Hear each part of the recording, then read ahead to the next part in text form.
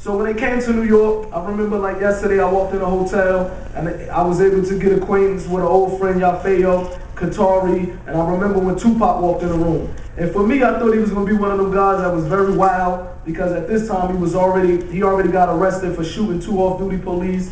He was already in and out of jail, so I thought he was just one of the wild type of cats.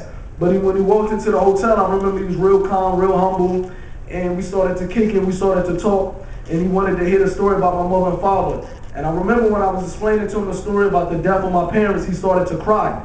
Now for me, I was kind of shocked to see that this so-called gangster rapper is crying from the story of my parents, because in the hood where I'm from, this is normal almost. When I had friends and they heard I didn't have a mother, father, nobody reacted the way Tupac reacted. So I was kind of surprised. Then after that, a couple months later, I was able to move to Atlanta, Georgia with him.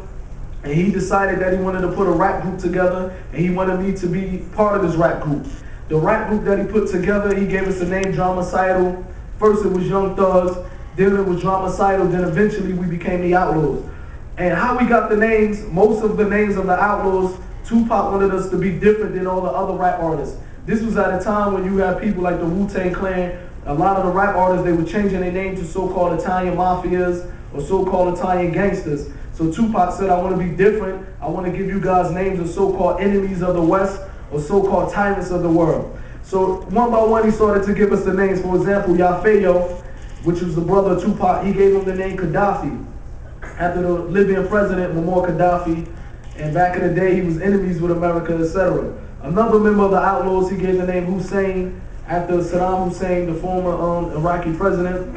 Another member of the Outlaws, he gave him the name Idi Amin, after the Uganda president, Idi Amin. Another member, he gave him the name Castro, after Fidel Castro, the Cuban president. And when I was young, I used to have a very, very bad temper.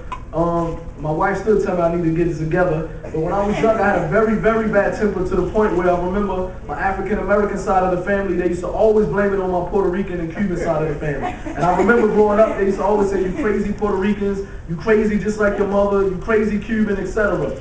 But when I joined the Outlaws and met Tupac, he used to say, we had an inside joke where he used to say the reason why I had a bad temper and the reason why I seemed like I was mad at the world was due to my height.